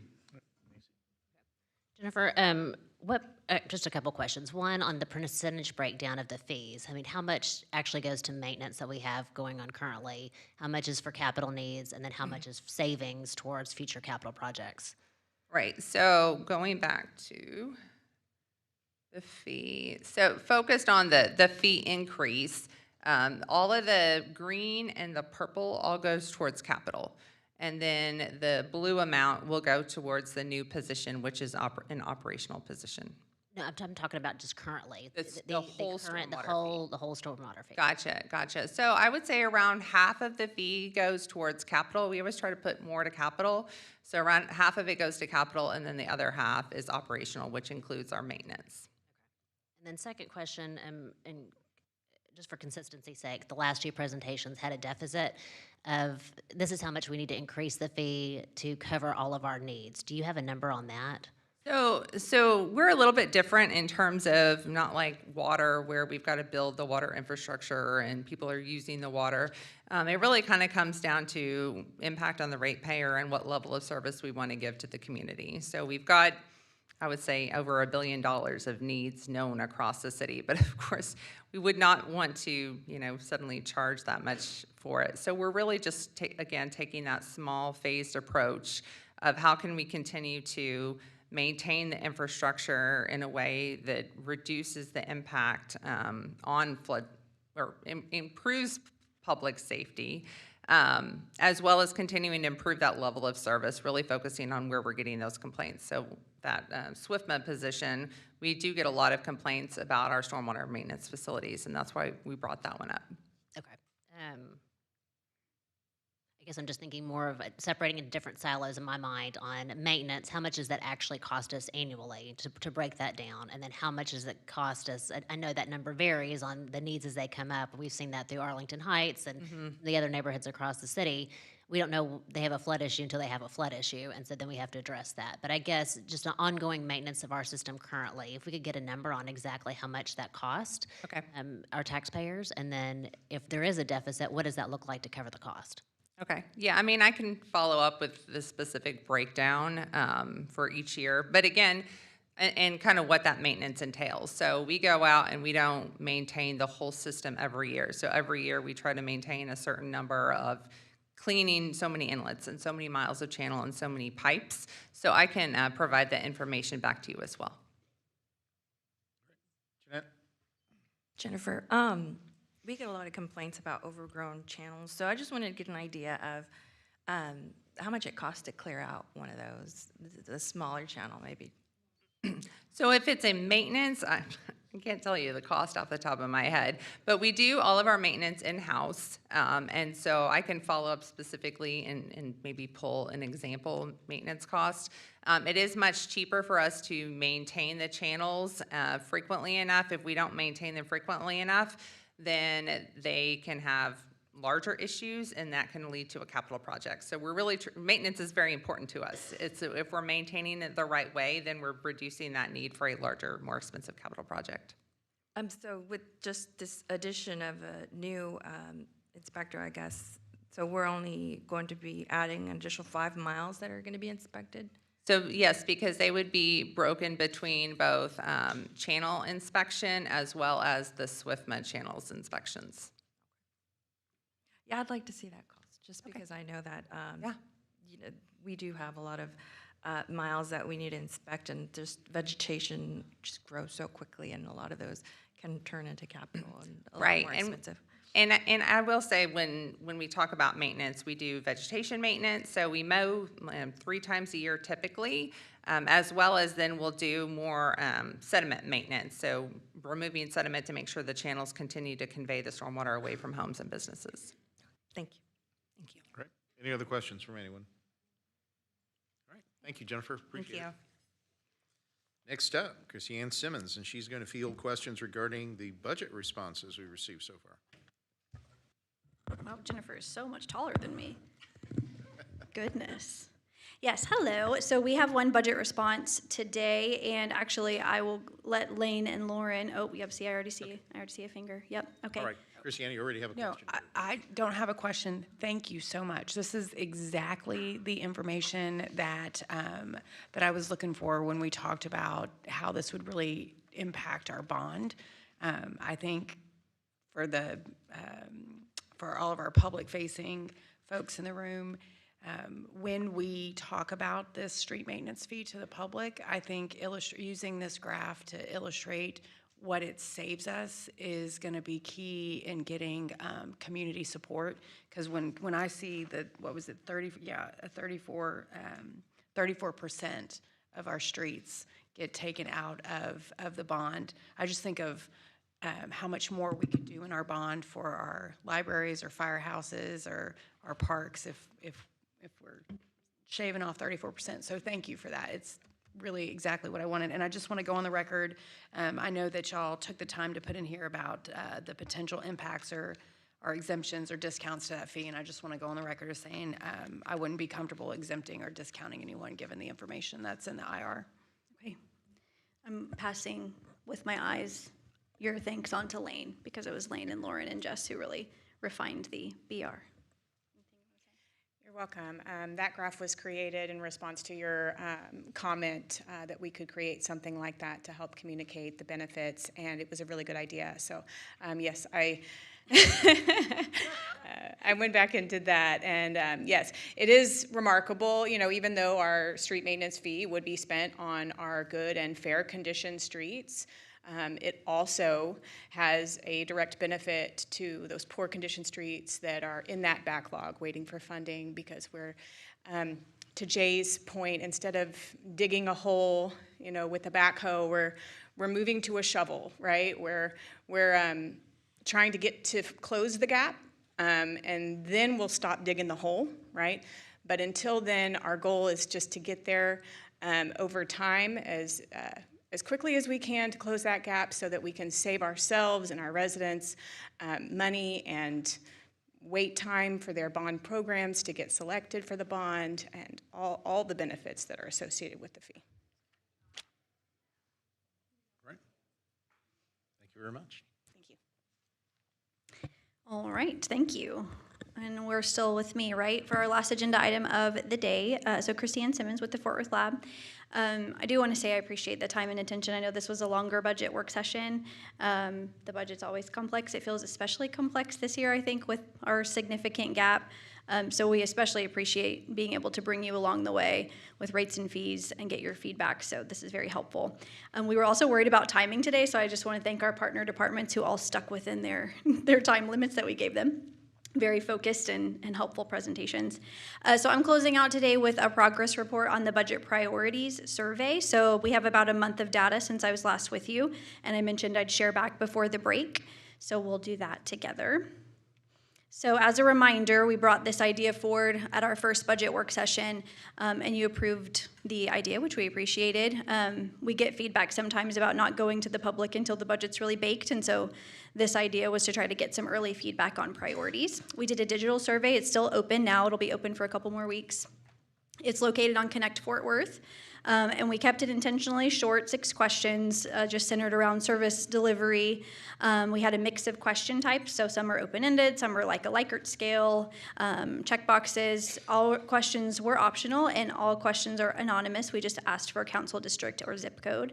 And we did offer it in multiple translations. And we just kind of said, you know, we're developing the budget. Your feedback will help us kind of prioritize where we're going here. So no promises, but just a great input option. And so it launched on May 12th after we came to you and then did some tweaking to the questions based on your round of feedback. I know some of you have shared the survey since we sent it out to district directors, so we're very appreciative of you doing that. CPE has been a great partner in getting this survey out to the public through the website and social media pushes. We have it on all our screens at all the different city facilities. And right now, we kind of cut the data for this presentation at the end of last week, but we have just under 1,400 responses at the end of last week, which I think about this number, kind of 2 things are true. Number 1, that's just a fraction of our population, and we know that. But number 2, it's still a significant amount of public engagement with a budget survey that we wouldn't have otherwise received. So, and I'll note that actually in our the biennial community survey that we do, their number for statistically significant is 1,600, which maybe isn't enough, but we can talk about the statistical sampling methodology. Now, of course, our methodology isn't quite as targeted as theirs with duplicate responses and that kind of thing. But you know, it's worth noting that it's still a good level, I think, of voluntary engagement, especially on budget, which maybe isn't always everyone's favorite topic. So, question 1, I'm just going to. Sorry, Christiane. Oh, hi, yep. When are we, how long will this survey be open for? Yeah, we're going to leave it open, I think, for 2 more weeks till the end of June. Okay, thank you. Yes. Anybody else? Okay.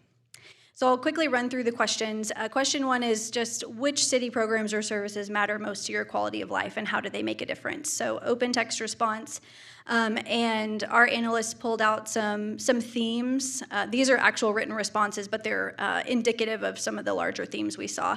I don't think you'll be surprised by any of these, and you'll see the rankings later, but police, fire, and EMS certainly on top of people's lists, as well as streets and mobility and parks and libraries. So really kind of core municipal services as you'd imagine people would respond on.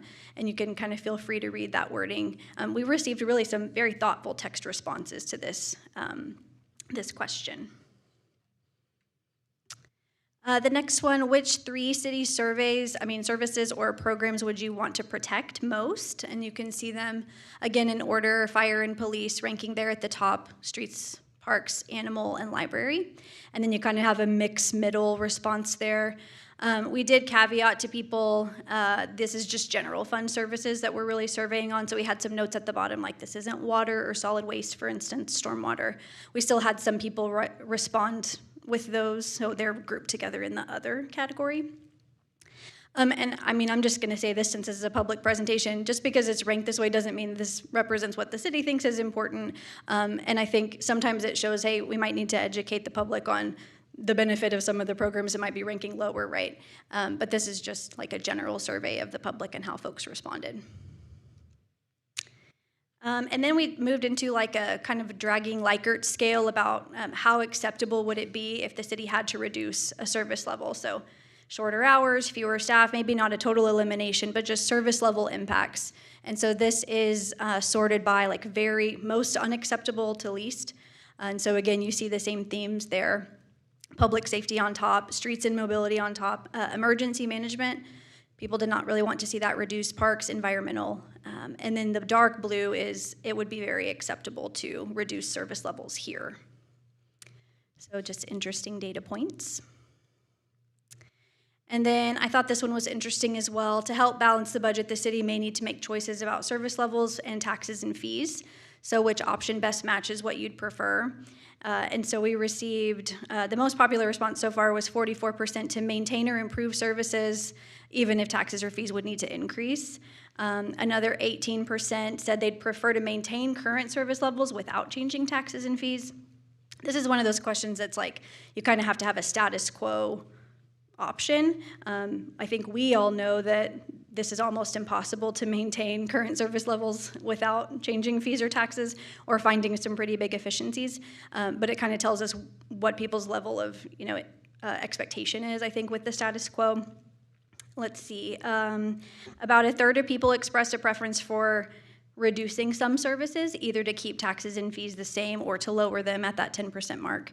And then, of course, we always just put an I'm not sure so that we're not forcing people into a choice where maybe they don't feel educated on one of the other 4. So interesting there. And then we had participation across the council districts was varied, a little uneven here, but you can kind of see how it spread. We did have people who don't live in Fort Worth respond. I think that could be, I think in some cases it could be employees, which we didn't ask. I also think sometimes there could be commercial, like stakeholders or business folks that maybe work in Fort Worth and have preferences around taxes and fees and services. And, oh, I thought I had a map. I do have a map. In your version, you should have a map. I don't know what happened to mine. But we also have it mapped by zip code. So some people skipped the zip code question. They kind of wanted to share their council district instead. And then you can sort of see on the map that you have in front of you the shading of where the participation landed. I will share, I think by the end of the month, you might remember for the bond, we gave you like a link to a dashboard that kind of showed more detail on the comments and where people were responding and on what. We have that for this too. And so we'll share that link out with council offices in case you'd like to explore more of the detailed comments in your district or see any other themes. We just pulled out a few here, but you'll be able to kind of poke around and see some more detail. We've been tagging themes both with AI and with human to see like how the AI performs on picking up themes in their responses. So that's been an interesting project. So I'll share that out. And like I said, it'll be open for 2 more weeks, and then we'll close it so that we can be building the budget through July. We'll have a couple different scenarios I'm sure that we're building in July, waiting for those final appraisal numbers at the end of the month. So that's kind of where we where we sit now. What questions do you have, if any? Well, I have one to start off with. If you go back to slide 8 on Q3, I'm curious how the survey contextualized economic development programs. You know, we have a kind of a, well, for me, a larger than expected, very acceptable category for reductions there. I mean, were people, you know, assuming these are incentive programs for the most part?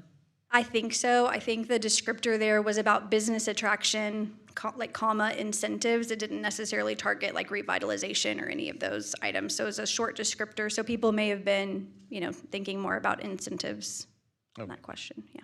Yeah, and it's interesting you mentioned revitalization programs because we have the neighborhood improvement programs, and then I see that they are neighborhood services. You know, again, just kind of wondering what your interpretation of that is. Yeah, for neighborhood services, I think we called it housing support and community development programs, just some broad descriptors there. And so, yeah, people maybe, they could be conflating the two with those short descriptions. I'm not sure. Okay. Thank you. Any questions, Charlie? I guess if we could stay on slide 8 for a second. One, maybe it'd be good to get Chief Hill to talk to whoever has beef with fire and EMS for accepting cuts there, because that certainly doesn't make sense. But I think if you go down as well to the economic development programs, and you had nearly 25% that said that'd be a very acceptable cut. I think that's a really good story for our economic development folks. I guess really to do a better job of explaining why those have a huge impact on their taxes and their actual bills to bring in more commercial development, bring in better businesses, better jobs, et cetera. So I just really want to point that out because that was pretty stark. I think you're right. And actually, I don't know if JR is here, but in her budget blitz presentation that she did for mission and vision, she put up the 65-35 tax-based composition. She's like, this is our mission and vision. We would like to see this flipped over. So to your point, I think there's great education to residents around why economic development and business attraction is so important. Thank you. All right, Macy. Thank you, Christiane. Can you talk a little bit more about how y'all are going to build out the scenarios based upon the feedback we're getting from the public? And I guess what I'm getting to is, I know there's a lot of nice to haves, but when we have a huge budget for shortfall like we do, what are the need to haves? And I guess as we continue this conversation with the public, what other feedback can we get? I don't know if you can change the survey at this point, but building upon the feedback we got about economic development, neighborhood services, are people clear about what's in there? Are they not? And then what are the kind of the extra programs that are nice to have but not necessarily need to have as we try to close that gap? Yeah, so I'll talk about the survey and then I'll defer. I'm sure Jay would like to comment on this. So the survey will end in 2 weeks and then we won't do another version. What we'll do then is go to the public with the recommended budget. So in July, it'll be, the city management team, the department head sort of finalizing the budget scenarios, but I'll let Jay talk about sort of core discretionary, kind of how we're thinking about some of that. Sure. So, I mean, going back to the survey specifically, on the economic development side, I think there's part of the traditional economic development Fort Worth is the idea folks look at it like corporate welfare, right, in general. But we base our tax breaks on new taxes coming in from that corporate. So in theory, if they don't show up, we don't have taxes to provide the benefit on, right? There are a few programs, though, within economic development that are more upfront, like the EDIF fund, which is cash that we have on an annual basis. So that, from your perspective, is nice to haves.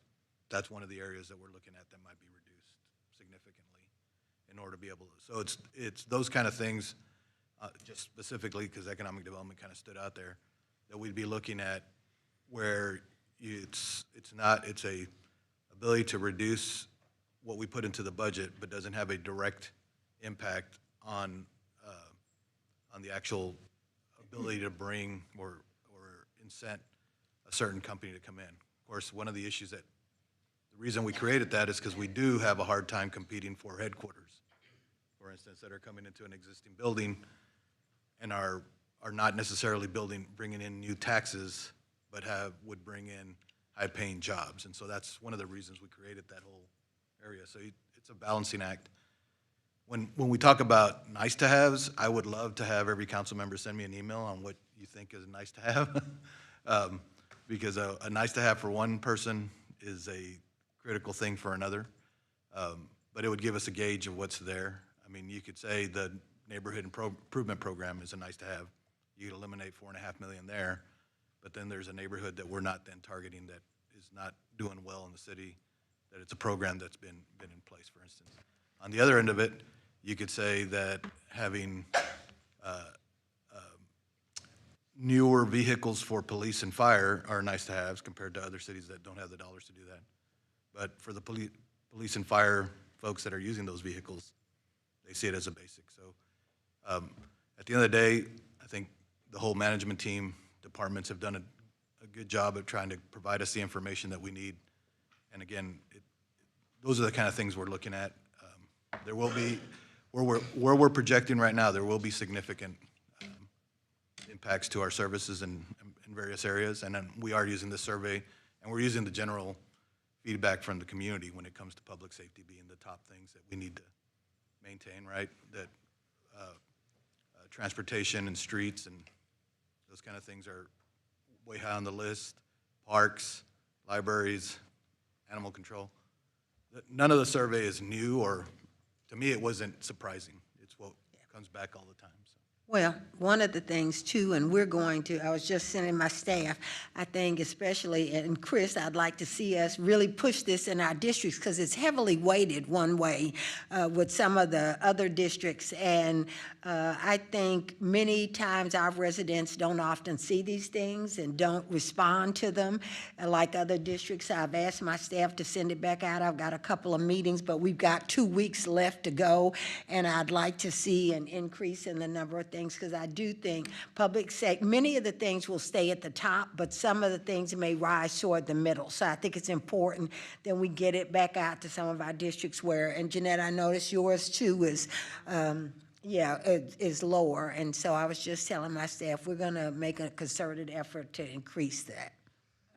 I have some specific concerns about us. I appreciate the survey, and it is incredibly helpful to help us gauge where our residents are at, regardless of who has or hasn't responded. But I do agree we could always do a better job of making sure it's well-rounded.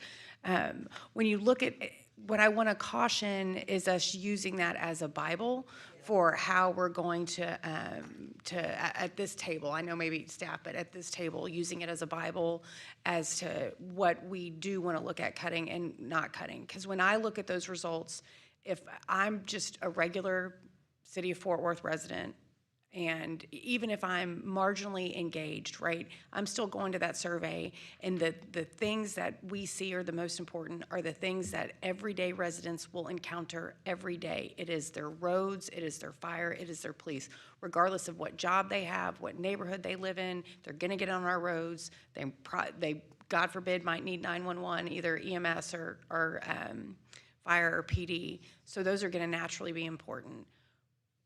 The vast majority of our residents don't ever encounter development services. They don't understand what not funding development services does to the overall economic impact of our city. That's our jobs here on council, is to make sure we're taking that public input and then using the knowledge that we have on how the city runs holistically. So I hear a lot of conversation around the table about, what this survey did or didn't say, and I think it's a great tool for us, but I think it's incumbent on us to make sure that we're not just looking at that as the guide for what we're gonna cut.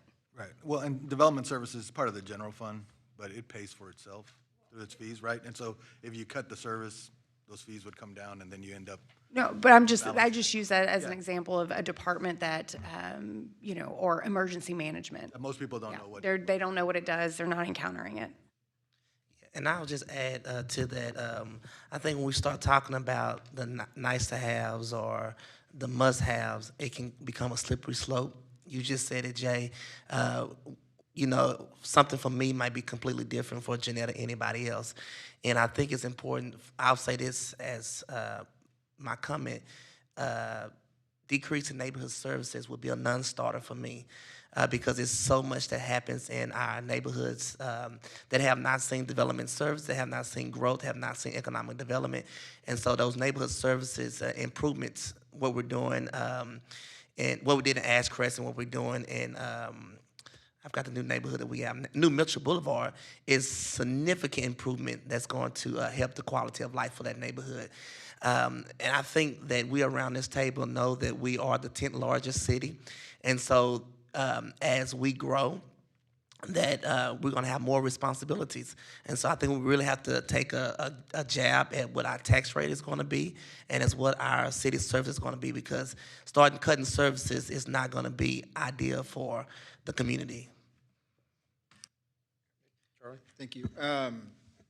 Yeah, and I think we talked about this last couple of budget years too, as far as nice to haves, need to haves, must haves, and I think we all have different opinions, sure.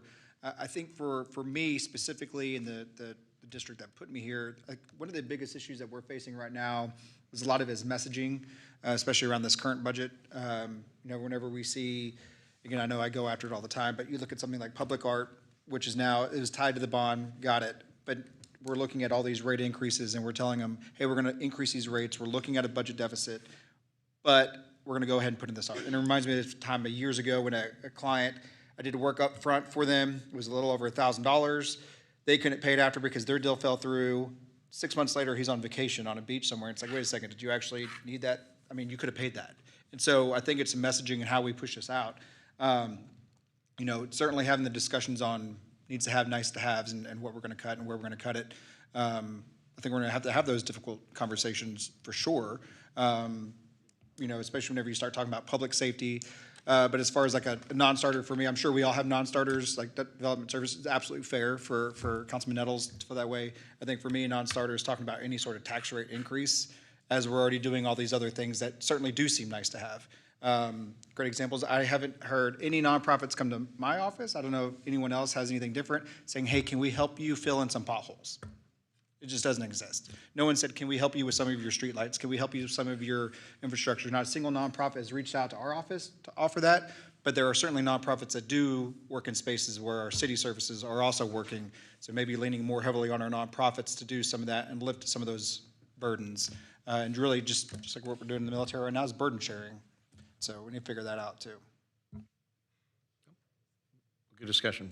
Jeanette, did you have something? Are we sharing our non-starters? Because if we are, of course, environmental services, we have a housing crisis, and so we Well, need to. however we want to do it. I mean, Jay suggested sending an email. We could talk about it. Neighborhood services. I think Jay was being facetious, I took just so we're clear.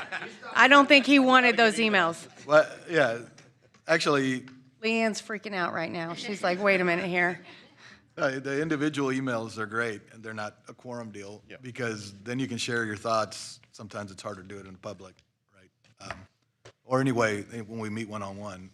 Part of this whole, at the end of the day, we have to come to a balanced budget, right? And so you can do the extremes, and if you want no rate increase, we're gonna cut $50 million out of the budget.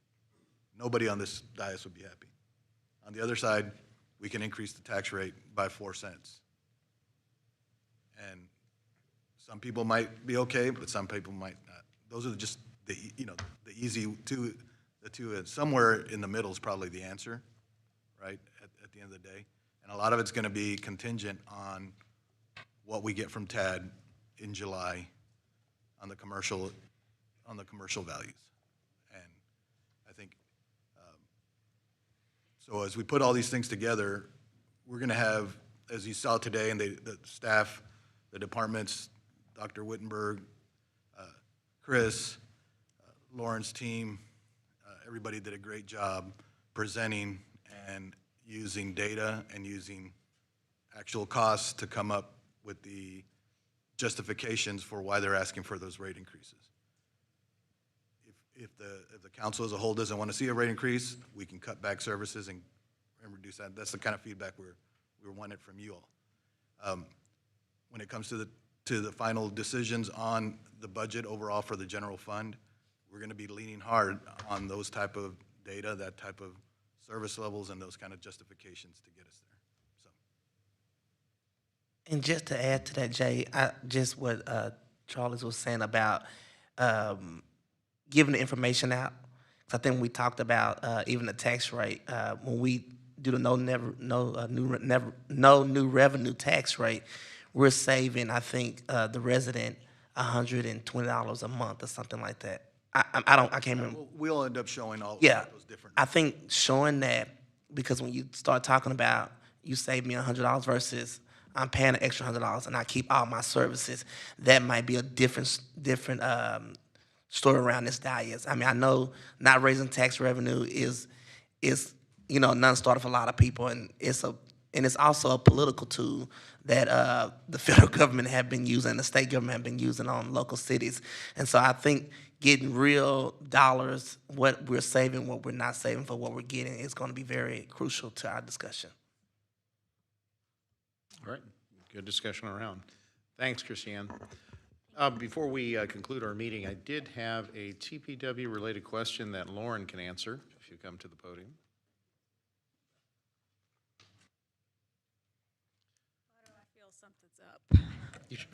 I wouldn't know why. Is it true that there's a significant birthday today? That is not true. I do not age. She doesn't age. And I think it's yours. Well, 22 looks great on you. Thank you, sir. That is the correct answer. Happy birthday, Lauren. We appreciate you. Thank you.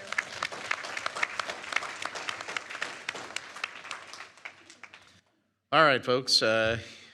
We talked about it already, but any budget-related future agenda items? Anything else? Okay. Moving on, I want to thank staff for doing these presentations for us, over rates and fees, for city services. I think it's important for all of us, and I think we understand the gravity of it, when it comes to, budgets in our city budget, sustaining those current city services and improving on said city services for a growing population. It's very important, especially when it comes to delivery of it. And I think all of us here are bearing in mind what those potential impacts to our residents are. So this is going to be a very interesting discussion going into it as we start giving Jay some feedback and making some final decisions. So thanks, everyone, and we are adjourned at 3 minutes before 12.